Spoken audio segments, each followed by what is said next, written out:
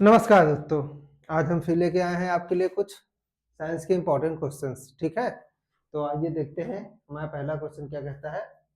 हमारा पहला क्वेश्चन है, निम्न में से असंतृप्त वसा है कौन सा? घी, मक्खन, जंतु उत्पाद की वनस्पति तेल। असंतृप्त वसा कौन सी है ये? ठीक है, देखिए क्या होता है, हमारा आंसर होगा वनस्पति तेल। ठीक है, अब आइए देखते हैं वनस्पति तेल के बारे में कुछ इंपॉर्टेंट जानकारियां। देखिए क्या होता है ये कि इंग्लिश में इसको क्या कहते हैं, अनसैचुरेटेड फैट। ठीक है, इसकी खासियत ये होती है कि ये जो है रूम टेम्परेचर पे लिक्विड फॉर्म में होता है। रूम टेम्परेचर पे ये कैसा होता है? लिक्विड फॉर्म में। जैसे कि आपका हो गया जैतून का तेल, ठीक है, ऑलिव ऑयल हो गया, सनफ्लावर हो गया, कॉर्न ऑयल हो गया, ये सब इसके एग्जाम्पल्स हैं। ठीक है, ये सब इसके एग्जाम्पल्स है। दूसरा आता है संतृप्त वसा, जिसको सैचुरेटेड फैट कहते हैं। उसमें आपका क्या क्या आता है? वे आपका किससे मिलता है? ठीक है, क्या क्या आता है ना, किससे मिलता है? वे मिलता है हमको एनिमल मीट, जैसे चिकन हो गया है, ठीक है, मटन हो गया, ये सब। ठीक है, दूसरा नारियल से मिलता है, ठीक है, कोकोनट ऑयल, पाम ऑयल, ये सब से, या हॉट डॉग, ठीक है, प्रोसेस्ड मीट जैसे हॉट डॉग हो गया, ये सब हो गए। दूध उत्पादन जो हमारे है, खीर है, घी है, मक्खन है, ये सब से। और स्नैक आइटम जैसे चिप्स हो गया है, कुकीज हो गई, ये सब से भी। तीसरा हमारा ट्रांस फैट। ठीक है, देखिए इसके बारे में आप लोग थोड़ा अच्छे से सुनिएगा। ठीक है, ट्रांस फैट के बारे में। ठीक है, क्यों? क्योंकि ये जो फैट है ये सबसे खतरनाक है। ठीक है, क्या है ये? सबसे खतरनाक है। ठीक है, ये मिलता किसमें है? देखिए फ्राइड फूड, जैसे फ्रेंच फ्राइज हो गया, डोनट हो गया, ठीक है, आपका फिश स्टिक हो गया, या आपका केक हो गया, बेकरी के प्रोडक्ट हो गए, कॉफी के केक हो गए, meat and dairy, specially pork and milk. ठीक है, देखिए ये क्या है, ये बहुत ही खतरनाक क्या है? फैट है, ट्रांस फैट। इससे आपका क्या होता है? इससे दिल की बीमारियां बहुत ज्यादा बढ़ती हैं। ठीक है, हार्ट अटैक जब भी आता है वे मेनली इसी फैट की वजह से होता है। ठीक है, तो आप जो भी आपके घर में ऐसे प्रोडक्ट यूज हुए हैं जिसमें ट्रांस फैट है, उसको तुरंत बंद कर दीजिए। क्यों? क्योंकि नहीं तो ये आपको काफी ज्यादा परेशान कर सकता है। ठीक है, हार्ट अटैक जितने भी मेजर हार्ट अटैक में मेजर यही पाया जाता है, उसका रिस्पॉन्सिबल ट्रांस फैट ही होता है। ठीक है, आइए देखते हैं हमारा अगला क्वेश्चन क्या है। अगला क्वेश्चन है, रक्त है। रक्त मतलब खून, ब्लड। ब्लड क्या है? उपकला ऊतक है, संयोजिक ऊतक है, तंत्रिका ऊतक है कि पेशी ऊतक है?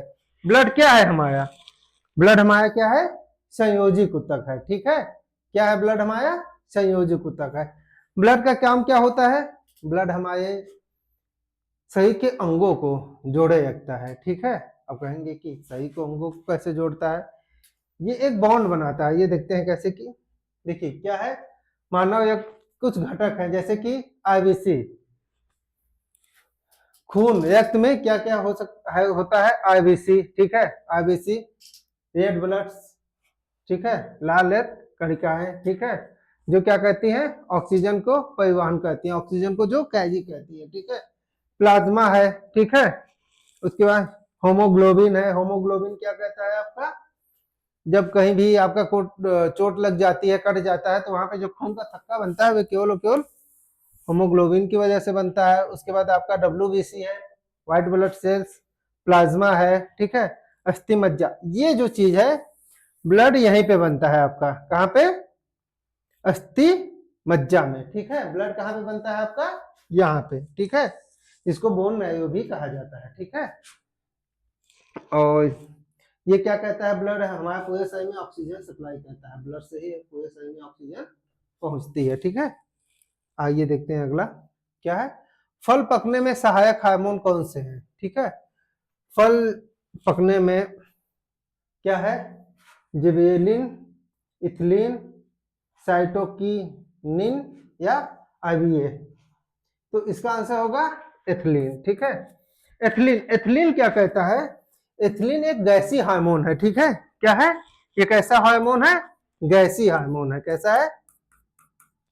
गैसी। ठीक, ये गैसी हार्मोन है, ठीक है। ये जब फल पकने लगता है तो ये फलों के अंदर ये पेड़ डाला जाता है, ठीक है। तो इससे क्या होता है?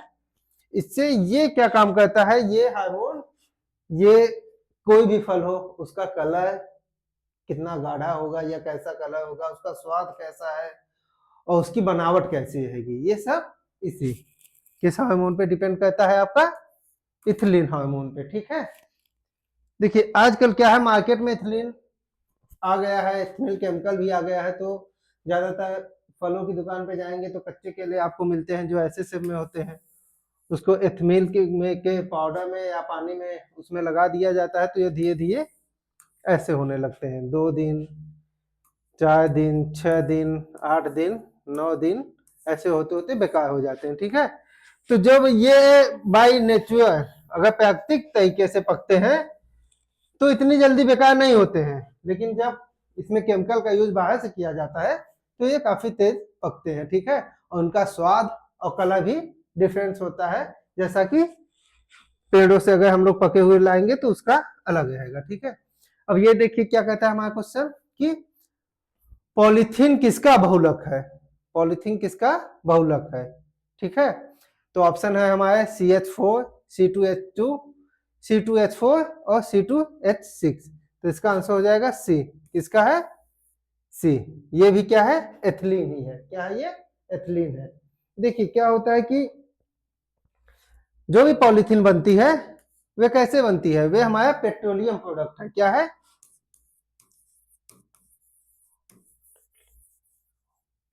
पेट्रोलियम प्रोडक्ट है। क्या है वे? पेट्रोलियम प्रोडक्ट है, ठीक है। क्या कहते हैं? पेट्रोल को काफी ज्यादा गर्म किया जाता है, ठीक है। उसको स्टीम क्रैकिंग कहते हैं, उस प्रोसेस को कहते हैं स्टीम क्रैकिंग। तो उसी प्रोसेस से एथिलीन जो है वे पेट्रोलियम से अलग होके एथिलीन बनता है। पॉलीथीन जब भी हम लोग यूज करते हैं उसमें इसी का एथिलीन ही रहती है, ठीक है। और ये काफी हानिकारक होती है, आपको मालूम है पॉलीथीन यूज करना काफी हानिकारक है, क्योंकि ये ना गलती है ना सड़ती है, और इसको जला देते भी हैं तो ये काफी हार्मफुल गैसेज जो है इन्वायरमेंट में डालती है, ठीक है। अगला क्या है? ग्रंथियों का निर्माण किस ऊतक के प्रकार द्वारा किया जाता है? ग्रंथियों का निर्माण किस ऊतक के प्रकार के द्वारा किया जाता है? तंत्रिका, एप्थिलियम, मांसपेशी की संयोजक। तो इसका आंसर हो जाएगा एप्थिलियम। किस ऊतक के द्वारा? एप्थिलियम, ठीक है। जो हमारी ग्रंथियां होती हैं जैसे श्वास ग्रंथियां, और पसीने की ग्रंथियां, तो ये सब एप्थिलियम के द्वारा होता है, ठीक है। आगे देखते हैं क्या है कि एक कोशिकीय जीव अपशिष्ट पदार्थ कैसे निकालता है, ठीक है। एक कोशिकीय जैसे कि अमीबा हो गया, वे अपने अपशिष्ट पदार्थ कैसे निकालता है? कोशिका झिल्ली से, फेफड़े से, नेफ्रिडिया से कि वक्ष से? तो वे कैसे निकालता है?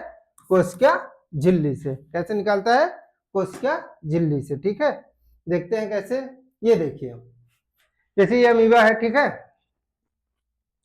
ये इसका शेप है, ठीक है। अब ये देखिए ये बाहर से खाना आया है कोई भी, ठीक है, जिसको इसको भोजन के कारण है ये जो इसको खाएगा, तो ये क्या कहता है? इसको अपने अंदर कैप्चर कर लेता है, ठीक है, कैप्चर कर लेता है, ठीक। उसके बाद धीरे धीरे इसको पचाना चालू कर देता है, ठीक, पचाता है, ठीक है। उसके बाद जो उसके अवशेष बचते हैं, मतलब जो वेस्ट प्रोडक्ट होते हैं, जो वेस्ट मटेरियल होते हैं, उसको क्या कहता है? ये स्वांगीकरण कर देता है, मतलब निष्कासित कर देता है। यहां से अंदर गया, इसको बंद किया, यहाँ पे पचाया, पचाने के बाद जो भी उसके रॉ प्रोडक्ट या जो भी उसके बेकार चीज होते हैं जो उसके पच नहीं पाती हैं, वे उसको फिर वहीं से बाहर निकाल देता है, निष्कासित कर देता है उसको अपने सही से, ठीक। आगे देखते हैं क्या कहता है कि कैथोड किरणें किसकी किरण की पुंज होती है? कैथोड किरणें किसकी होती हैं? पॉजिट्रॉन, न्यूट्रॉन, प्रोटॉन की इलेक्ट्रॉन किसकी होती हैं? ये होती हैं इलेक्ट्रॉन की। किसकी होती हैं? इलेक्ट्रॉन की। ठीक है, ये देखिए ये कैथोड है, ये निगेटिव चार्ज होता है। आप सबको मालूम होगा negative charge electron, positive charge proton. अगर यहीं पे कैथोड की तरह एनोड होता तो क्या होता? प्रोटॉन होता। क्या होता है इसका आंसर? प्रोटॉन। ठीक है, समझ में आया ये कैसे? कैथोड पूछा है, देखिए सवाल में क्या पूछा गया है? कैथोड। कैथोड मतलब निगेटिव, निगेटिव चार्ज इलेक्ट्रॉन। ठीक है, आगे देखते हैं क्या है। हेपेटाइटिस से कौन से अंग प्रभावित होता है? हेपेटाइटिस से कौन सा अंग प्रभावित होता है? हेपेटाइटिस एक तरह की बीमारी होती है, ठीक है। उससे कौन सा अंग प्रभावित होता है? हृदय, यकृत, मस्तिष्क की वृक्क। तो उससे होता है यकृत। यकृत माने लीवर। ठीक है, हेपेटाइटिस से कौन सा अंग प्रभावित होता है? यकृत। ठीक है, अच्छा ये हेपेटाइटिस होता क्यों है? ये देखिए ये कुछ उसके सिम्टम्स हैं, जैसे कि हाथ और आंखों में पीला होना। ठीक है, हाथों का और आंखों का पीला होना। ठीक है, पेट में दर्द, उल्टी। ठीक है, मल का सफेद होना, पेशाब लगातार पीला आना, बुखार और थकान महसूस होना। ये ज्यादातर होता कैसे? जैसे वायरल इन्फेक्शन हो गया आपको, वायरल इन्फेक्शन हो गया, या जो बहुत लोग शराब पीते हैं, अल्कोहल का ज्यादा यूज करते हैं, तो वे फैटी लीवर हो जाता है जिसको। ठीक है, जिसको क्या कहते हैं? सूजन हो जाती है लीवर में। क्या हो जाता है? सूजन हो जाता है, जिसकी वजह से ये सब हेपेटाइटिस के ये सब लक्षण होते हैं। ये सब जो है लक्षण होते हैं। हाथों में झुंझुनाहट भी होने लगती है, तो ये सब हेपेटाइटिस के लक्षण है। अगला क्वेश्चन हमारा क्या कहता है कि पेरिस्कोप में किस दर्पण का उपयोग किया जाता है? पेरिस्कोप एक तरह का स्कोप होता है, जो कि हम उसको दिखाते हैं आपको। तो इसका आंसर पहले देख लीजिए क्या होता है? समतल, उत्तल, अवतल या उपयुक्त सभी। तो उसमें होता है समतल। ठीक है, पेरिस्कोप हमारा यूज कहाँ होता है? पेरिस्कोप हमारा ज्यादातर यूज होता है सबमरीन में, लड़ाई के मैदान में भी। कभी कभी क्या होता है, जब सैनिक छिपे होते हैं किसी बंकर में, ऊपर उनको देखना रहता है, तो वे इस स्कोप का यूज करते हैं। ज्यादातर सबमरीन में इस स्कोप का यूज होता है। ठीक है,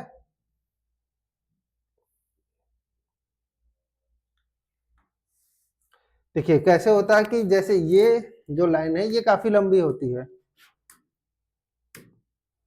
ये जो है ये काफी लंबी होती है। ठीक, तो जैसे यहां तक पानी है,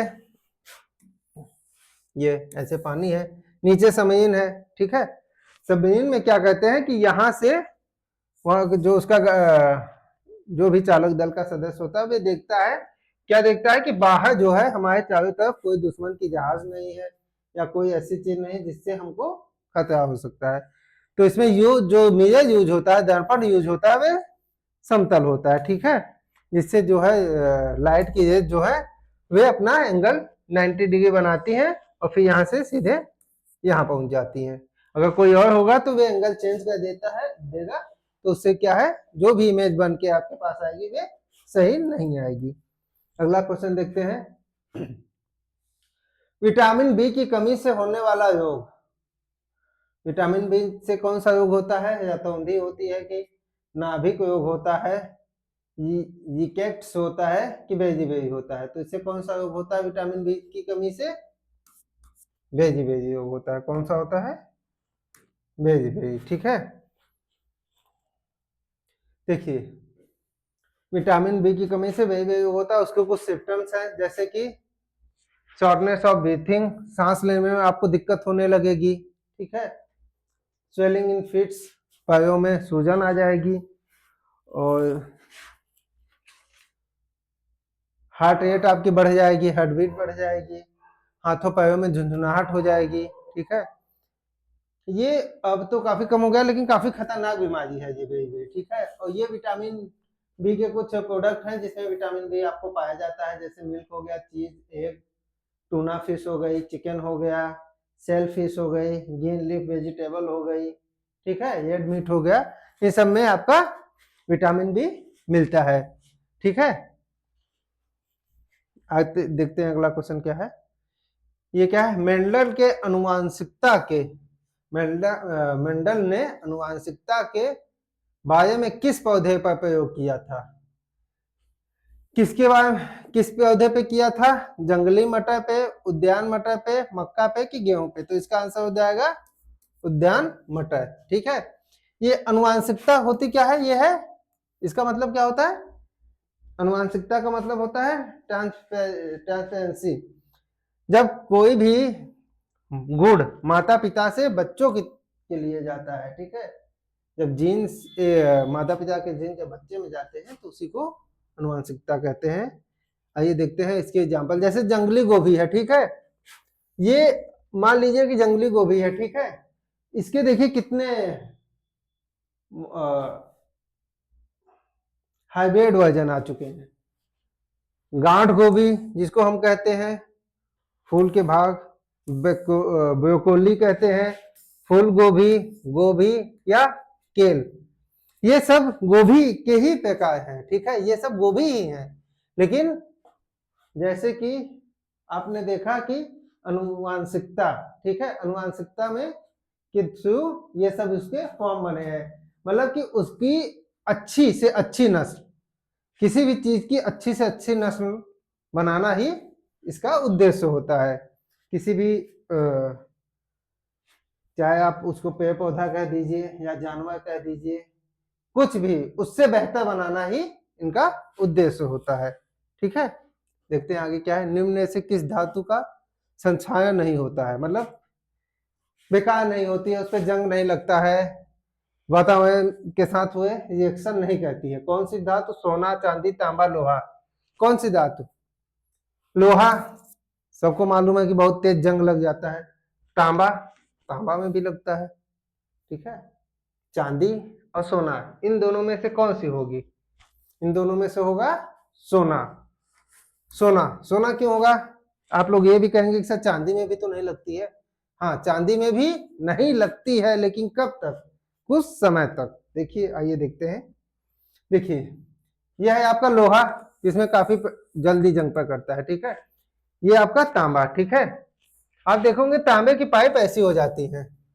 ठीक है, ये थोड़ा ब्लूइश टाइप का उसमें रस्ट बैठ जाता है, या केमिकल रिएक्शन के बाद ये बेकार होना चालू हो जाती है। ठीक है, ये आपका महीने 2 महीने में होता है, ये 6 महीने, 8 महीने, 10 महीने इसमें लगते हैं, साल भर भी कभी कभी लग जाते हैं, या उससे ज्यादा भी टाइम होता है। तब ये वहां के एटमॉस्फेयर पे डिपेंड करता है कि वे कितनी जल्दी इसको अपने इफेक्ट कर सकता है। ठीक है, अब देखिए चांदी, चांदी में क्या होता है? चांदी में भी प्रयोजन, मतलब कि संक्षारण होता है, लेकिन काफी धीरे धीरे होता है। कैसा होता है? काफी धीरे धीरे होता है।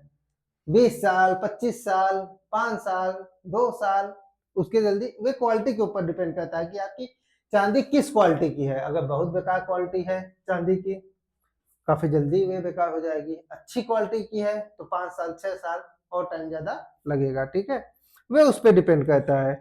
लेकिन सोना एक ऐसा है जिसमें समय के साथ कोई बदलाव नहीं आता है। ठीक है, जब तक कि आप उसको किसी स्पेसिफाई केमिकल में ना डुबोएं या किसी केमिकल के साथ उसका रिएक्शन ना करवाएं, तब तक वे नहीं बेकार होगा। एटमॉस्फेयर में अगर आप उसको खोल के रखते हैं नॉर्मल टेम्परेचर पे या नॉर्मल रूम टेम्परेचर या रूम में, तो वे बेकार जल्दी नहीं होगा। लेकिन ये सब टाइम के साथ इनमें आपको बदलाव देखने को मिल जाता है। ठीक है, आगे देखते हैं क्या कहता है हमारा क्वेश्चन। कहता है घड़ी के पेंडुलम में कौन सी ऊर्जा होती है? ठीक है, घड़ी के पेंडुलम में कौन सी ऊर्जा होती है? ऑप्शन देखिए हमारा, गतिज ऊर्जा, स्थितिज ऊर्जा, यांत्रिक ऊर्जा या विद्युत ऊर्जा। कौन सी होती है? इसमें होती है गतिज ऊर्जा भी होती है, स्थितिज ऊर्जा भी होती है। ठीक है, अच्छा, गतिज ऊर्जा कब होती है? जब पेंडुलम आपका नीचे आता है। जब जैसे ये पेंडुलम है आपका, ठीक है, ये पेंडुलम है, ऐसे चलता है। जब ये ऐसे होता है तो गतिज। स्थितिज जब होती है जब ये अपने हाई पॉइंट पे पहुंचता है, हाई पॉइंट पे जहां पे इसकी मोशन जो होता है चाल 0 हो जाती है, वहां पे इस पे हो जाता है स्थितिज ऊर्जा। ठीक है, और गतिज कब होता है? जब ये यहाँ पे होता है, यहाँ पे सबसे ज्यादा गतिज ऊर्जा इसमें होती है पेंडुलम में, ठीक है। तो ऑप्शन इसके तो दो है नहीं, इनमें होती है यांत्रिक ऊर्जा। यांत्रिक ऊर्जा क्या होती है? यांत्रिक ऊर्जा वे होती है जिसमें दोनों ऊर्जा होती हैं। कौन कौन सी? गतिज और स्थितिज, दोनों ऊर्जा होती हैं, उसको क्या कहते हैं? यांत्रिक ऊर्जा कहते हैं। क्या कहते हैं?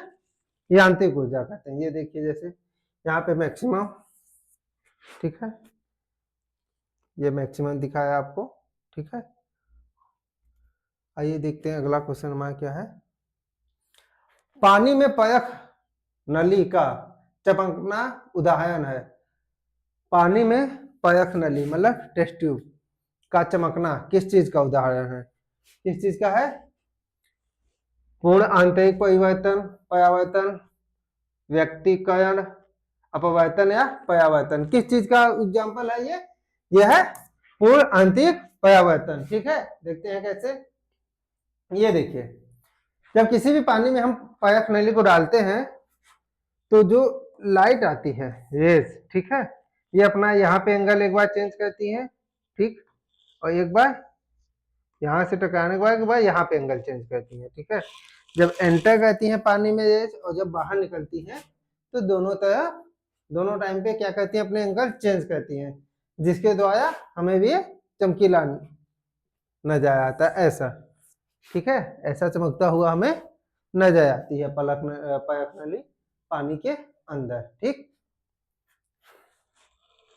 अगला क्वेश्चन कह रहा है कि मनुष्य के अमाशय में कौन सा अम्ल बनता है? मनुष्य के अमाशय में कौन सा अम्ल बनता है?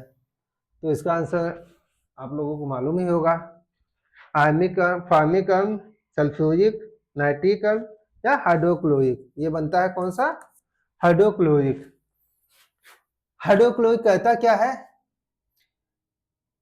ये हमारे खाने को पचाने के काम में आता है, ठीक है।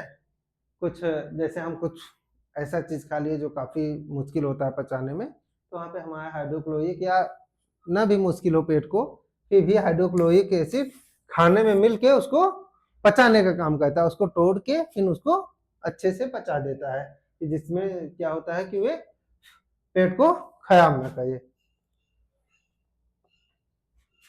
निम्न में से भविष्य की धातु है कौन सी है? भविष्य की धातु, फ्यूचर, ठीक है। फ्यूचर मेटल कौन सा है? लोहा है, टाइटेनियम है, चांदी है कि जिप्सम है? तो इसका आंसर हो जाएगा क्या? चांदी, टाइटेनियम। इसका आंसर होगा टाइटेनियम। टाइटेनियम क्यों? क्यों है टाइटेनियम हमारे भविष्य की धातु? सोना भी काफी महंगा है, इसको भी तो हम लोग भविष्य की धातु कह सकते हैं। चांदी भी महंगी होती जा रही है, इसको भी हम लोग कह सकते हैं कि ये भी हमारा क्या है? भविष्य की धातु है। लेकिन टाइटेनियम क्यों है भविष्य के साथ धातु? टाइटेनियम इसलिए भविष्य की धातु है क्योंकि ये काफी हल्की होती है। क्या होती है? हल्की। ये काफी हल्की होती है और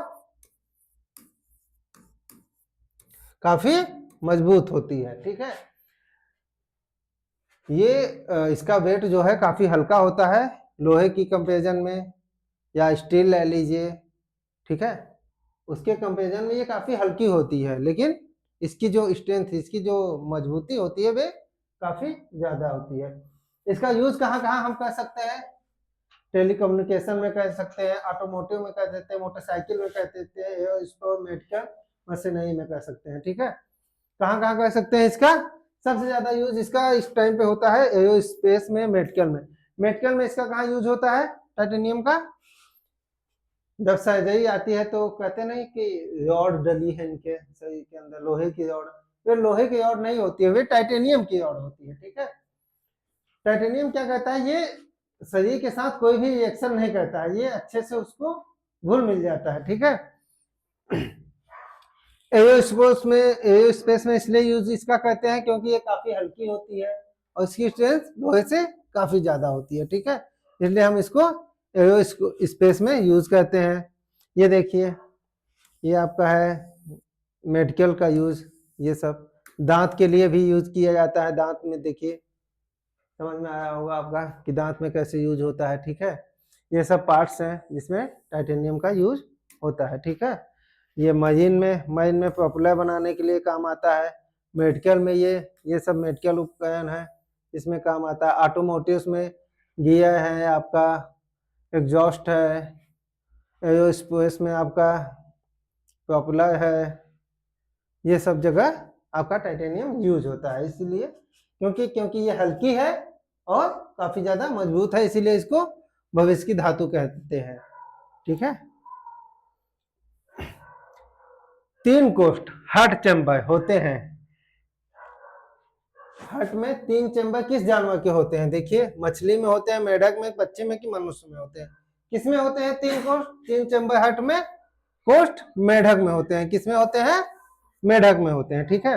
अच्छा देखिए, अगर यही पूछ ले कि मनुष्य में कितने होते हैं, पंछी में कितने होते हैं, मछलियों में कितने होते हैं, तो आप इसके लिए थोड़ा सा हम ये देख लेते हैं। ये देखिए, मनुष्य में कितने होते हैं चैम्बर? हम लोगों के हृदय में कितने चैम्बर हैं? 4 चैम्बर। ठीक है।